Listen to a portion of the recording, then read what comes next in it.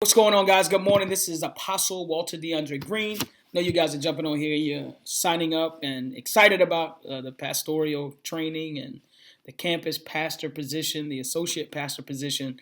So I kind of want to start this training or teaching, if you will, uh, and we're going to call this Developing the Heart of a Pastor.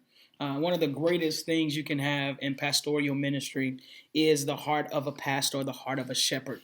And it's one of those things that I guess from a gender standpoint, a lot of times you see the heart of a pastor, the heart of a shepherd. I guess you could probably say on both levels from a gender standpoint. You see it within the male and you see it within the female. Normally, because of the propensity of men, we look at men as being the correctors, and we look at women as being the nurturers. And so, when you look at the life or the heart of a pastor, you see both of those things kind of flowing in together. You see the correction, you see the nurturing. So there's not a separate entity for that. They're kind of both one and the same.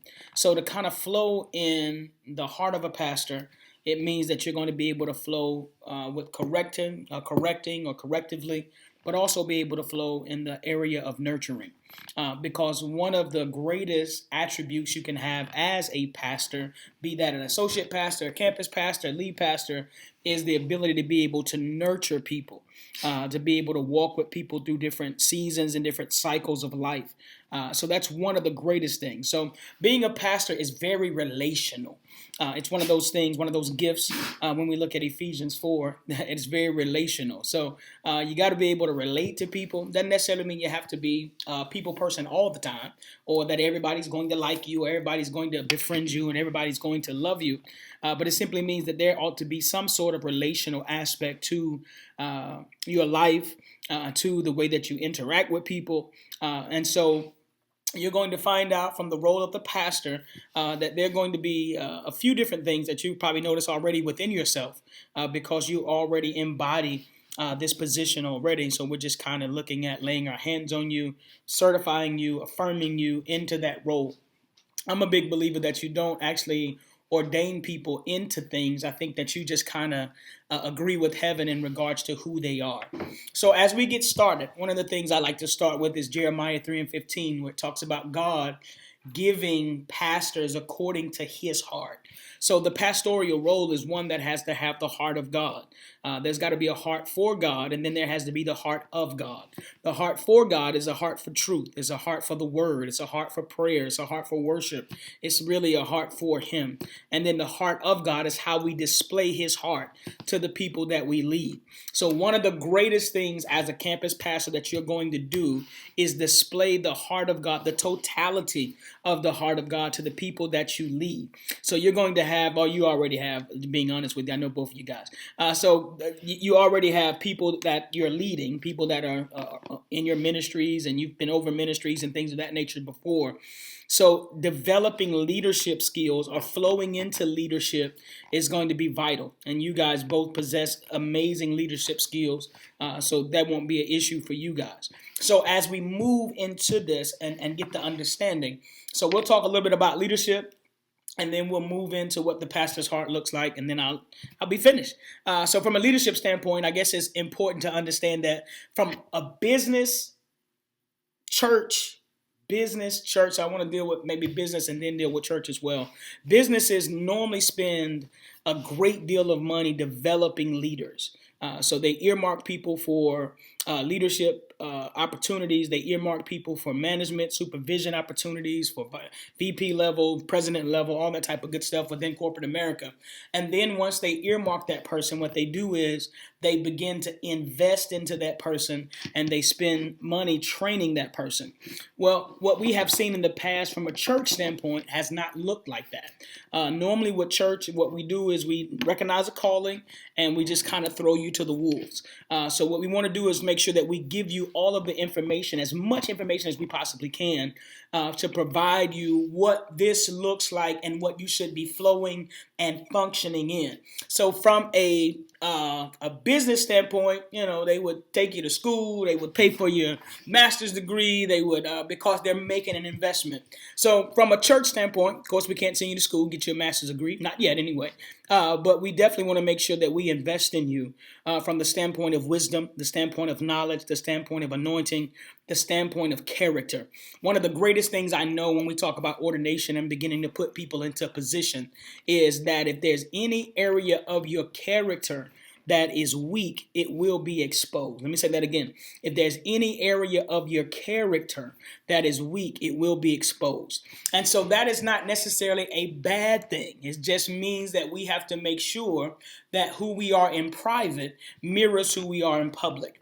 One of the greatest assets a pastor can have is transparency. And that transparency simply means that who I am in the dark, I'm also that same person in the light. If I have a struggle, I don't have a problem telling you I have a struggle. If I have issues within my life, I don't have problems telling you I have issues in my life. The only problem I have is when people try to use my issue as a way to justify them having issues. But the reality is, as a leader, we all have issues. But what we will not do is allow our frailtiness, that's not even a word, is it? Our humanity, our humanism, to actually be an excuse for us not living up to the calling and the standard of God. So even though I may not be hitting on all cylinders, I may be falling short, or as sin is defined, missing the mark. I may be missing the mark, but I will not allow my humanism to be my crutch, to just say, hey, I'm human, you have to understand this. No, I've been given a higher calling.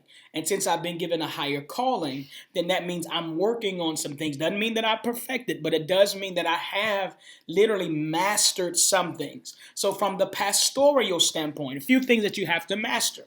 You have to master patience because in this role, we're going to have to really, really, really be patient because you guys eventually will become who we disseminate into different areas, not just in ministry locally in Carrollton or what we call headquarters, but also as we develop other sites for CWOW. So if that looks like you guys pastoring those sites, or you guys temporarily holding those sites down until other leaders are forged and developed to be put into those roles. So patience is going to be not only a virtue, but it's going to be a must. It's going to be imperative as you begin to flow and function in this role. So put that part of your teaching. You definitely need to make sure that you have the heart for God, the heart of God, and then you have to be nurturing. You have to be able to flow in correction. And from a correction standpoint, and we'll teach this and we'll be finished in about 5 more minutes. See what I did there? That's a pastoral move. But from a correction standpoint, you have to give people enough truth to confront them and challenge them, but not to destroy them. You have to give people enough truth to confront them and to challenge them, but not to destroy them. So there is a balance. As you look at Jesus in the book of John, the first chapter, where it talks about we beheld the glory, I think it's 1:14, and the word was made flesh, and he dwelt among us, and we beheld his glory, the only glory, or the glory of the only begotten of the Father, full of grace and truth. So there is a balance even for the pastoral position. You must be filled with grace, but you also must be filled with truth. So there is a patience that we have to develop as pastors. Because as a pastor, I'm going to see things in people. I'm going to see giftings. I'm going to see anointings. I'm going to see talents. I'm going to see callings. I'm going to see purposes. And I want people to flow in those things immediately.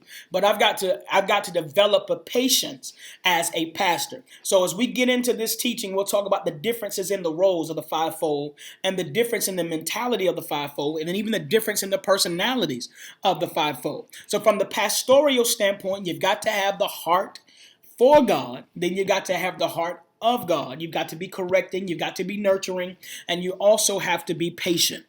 So as the scripture says, he's given us pastors according to his heart who will feed us with knowledge and wisdom. So as a campus pastor, one of the roles that you're going to be filling in is going to be teaching, is going to be preaching. So there'll be Thursdays, there'll be Sundays, there'll be other opportunities that will present themselves from a campus pastor's standpoint. The easiest thing that we do as ministers, and I'll preach this and I'll teach this till I'm blue in the face, as ministers or pastors, the easiest thing that we do is preach. That's the easiest thing that we do. The stuff that people don't see is the stuff that we've got to make sure that we stay in the face of God about. Counseling, providing shoulders for people, praying people through different things, walking with people through life, through the loss of a marriage, the loss of a husband, the loss of a child, walking with people through life, literally having to, and here's another point that we'll get into, confidentiality. As a pastor, campus pastor, associate pastor, you must flow in confidentiality. People have to be able to trust your ears, and they have to be able to trust your mouth. Let me say that again. They must be able to trust your ears, and they must be able to trust your mouth. If they can't trust your ears, then what your mouth has to say won't matter anyway. So that's the reality. And you have to make sure from a confidentiality standpoint, there are going to be some things that you're told that you have to hold. You can't tell anybody except for God. And so that's just the reality. So from a pastoral standpoint, a campus pastor has to make sure that they are very flowing, they're flowing in confidentiality, that their mouth can be trusted, their ears can be trusted, and their heart can be trusted. So that's a great point to put there. So as we move forward, as we kind of go back and look at it, there's a heart for God, there's a heart of God, there's a nurturing aspect, there's a correction aspect, and maybe we put those two together. Maybe within nurturing is correction. Maybe it's not a both and, maybe it's literally one. So within nurturing, you're going to find correction. So you have to look at it from the parental standpoint. So very much so, when you begin to talk about pastors and you begin to talk about people that flow in the position and the seat of a pastor, you're going to find out that it's very parental. So people are going to look to you for guidance. They're going to look to you for wisdom. They're going to look to you for insight. They're going to look to you for just a multiplicity of things. So you've got to make sure that you give less of you and more of him. That's the key. My feelings, my emotions, my thoughts, what I think, and I'll preference that. If I ever tell somebody what I think, I tell them this is what I think. This ain't what God is saying. I think you should marry this person. Now, if God tells me you shouldn't marry, that's what I'll tell you. But if it's just my opinion, then that's what I say. I don't know if this is God or not, but this is what I feel. I don't feel like this is a good connection. So I've got to be able to say that, and I got to be able to say that with confidence. So the pastoral position, just the position in itself, not just on campus, but anywhere in the world, is to nurture, is to develop, is to be there, is to be an ear, is to be a shepherd, is to be a leader, is to give guidance, is to give wisdom, is to give instructions, but most of all, it's to give the word. They are to feed you with knowledge and with wisdom. We have to feed people with knowledge and with wisdom. And you have to feed people who have an adverse effect to eating. So some people are going to show up to the table and then fight once they sit down. So you got to be able to feed people, and you've got to be able to weed out, right? You got to be able to feed people, and then you've got to know, okay, I've done all I can do with this. There's nothing more I can do with this. I've tried to feed you. You're not eating. You may not necessarily be a sheep. And one of the things that is very imperative for a shepherd, and especially a campus pastor, to decipher real fast is to understand who to be connected to. Because, you guys are coming from within, right? You're not coming from without. So there are some people that you may be connected to now that you may not necessarily be connected to as you move up. I know that sounds bad, but that's reality. So the connection may not be the same. I shouldn't say you won't be connected. You may not be as connected. So there may have to be adjustments in relationships. Every time you ascend, this is just a good point of life. Every time you ascend, every time you elevate, there must be adjustments to relationships. Every time you ascend, every time you elevate, there must be adjustments to relationships. Doesn't mean you don't love people. Doesn't mean you don't care about people. It just simply means where I am, you're not there, right? And I've got to safeguard where I am to make sure that I can be used on the level level that God desires to use me on. And so that's imperative. So let's dig a little deeper. So we talked about being earmarked. We talked about the anointing. We talked about, and we'll get into some of this stuff, but we talked about how corporate America looks at things, and we talked about how the church looks at things. Our job, and really I believe this with all of my heart, is to be almost a mid-ground, right? So I think what Church Without Walls is supposed to be, or is and will be, is to be that mid-ground. And when I say mid-ground, we don't have the money that corporate America has, but we do have resources. So it's to provide training, it's to provide development. And one of the roles of the campus pastor, and this is going to bless you guys, is to make sure that other leaders are being trained and other leaders are being equipped. So part of your role, part of your job, part of your responsibility is going to be breathing into other leaders, right? It's going to be making sure that leaders are on that level they need to be on. It's going to be challenging. And I think sometimes people don't like to be challenged. But as the role of the pastor, it's going to be very challenging. You're going to have to challenge. You're going to have to say, this is what I see, and this is where I see you.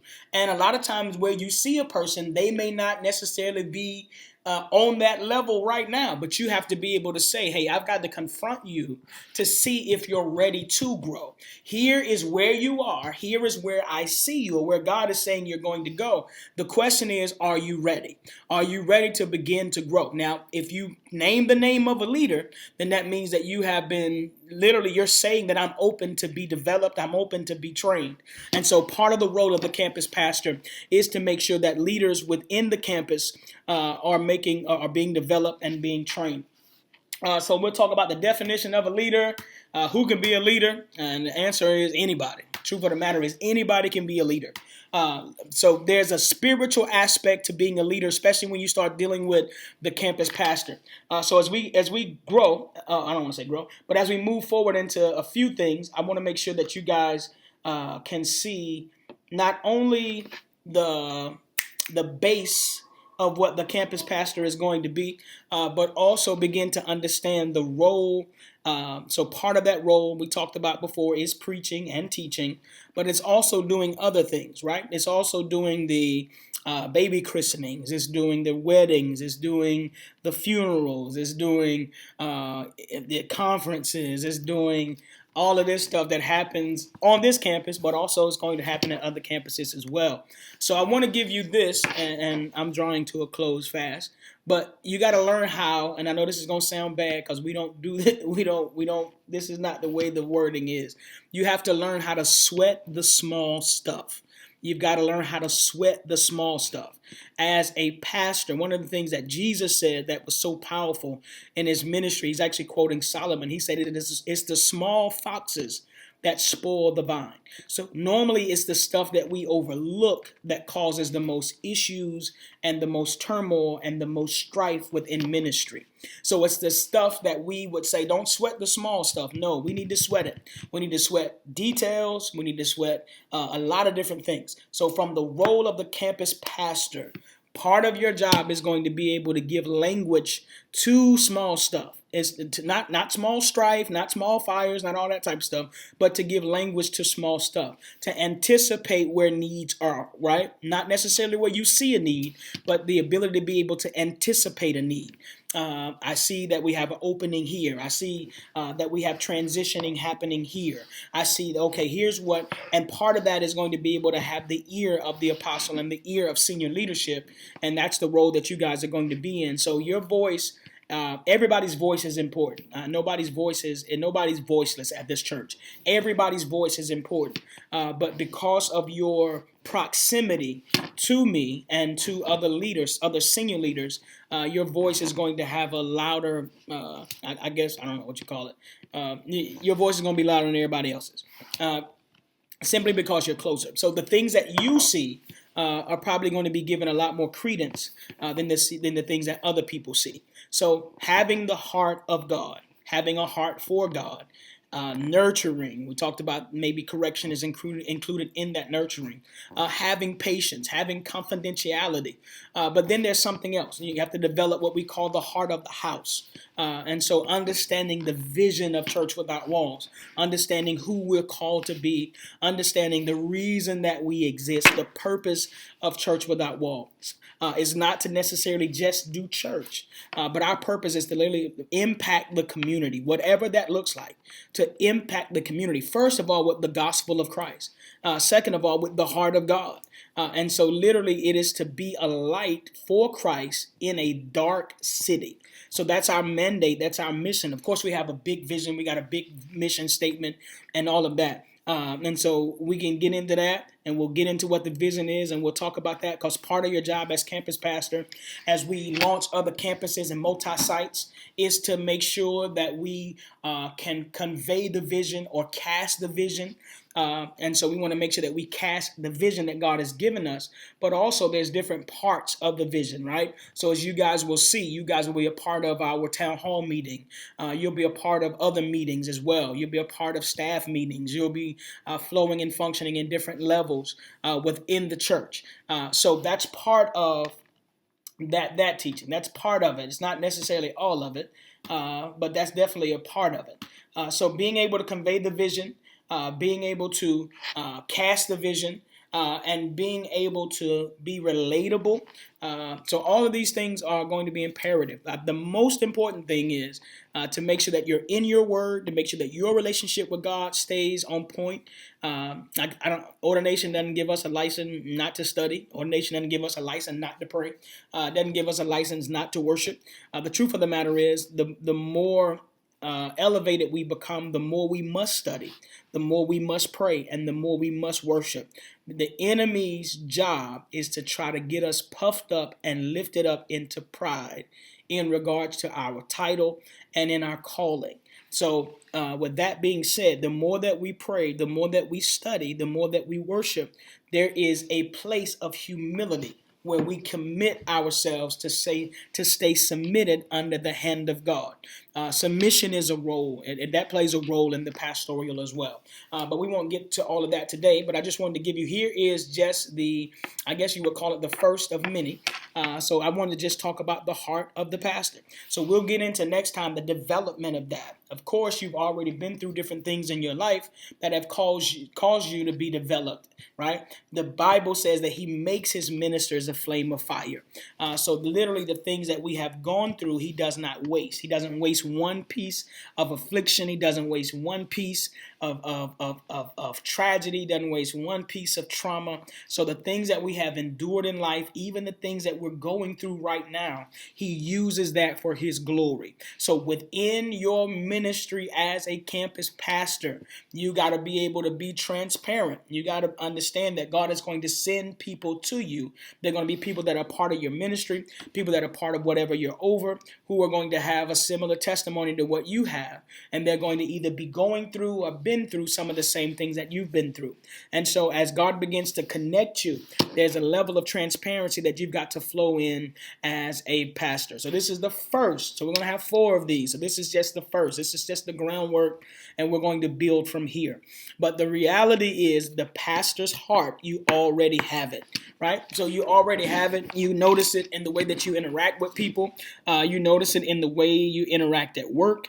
You notice it in the way that you interact in your family. And so it's different, right? It's different. It really is. It's different. There's a grace on it.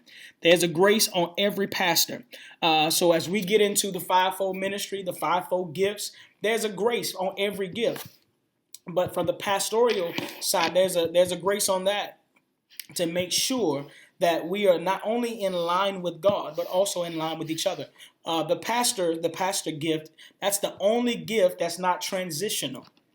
Right? So as you look at the apostle, you look at the prophet, you look at the teacher, you look at the evangelist. All those are very transitional gifts, meaning they can be placed different places, right? So from a pastoral standpoint, a lot of times the pastor becomes the gift that is not transitional.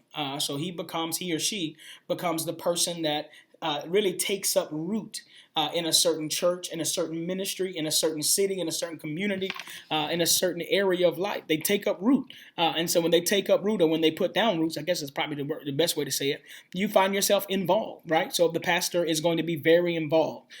So me understanding that role, having been a pastor for a great number of years before transitioning into becoming an apostle, and even now, my heart is probably more pastoral than it is apostolic. So it's changing. But that's just the reality. And so that nurturing piece is going to be very vital. So learning how to walk with people, work with people, really labor with people. I think the Apostle Paul says to Timothy that our job is to labor with people until Christ be formed in you. And so that's the role of the pastor. He or she is a very laboring person. So a lot of times we like, I ain't fooling with them folk, and then we end up fooling with them again. I ain't dealing with them people, then you end up dealing with them again. I'm done with them people, but you're really not done with them. So that's certain stuff that we say as pastors. I know nobody wants to say that, but there's certain stuff that we say as pastors, and then God sends us right back. There's been plenty of opportunity. I'm like, man, I ain't coming, I ain't going, I ain't doing this, and I end up doing it anyway because that's my heart. And so the heart of God is displayed through the heart of the pastor. So we'll jump back in, and I'll see you soon. God bless. Peace.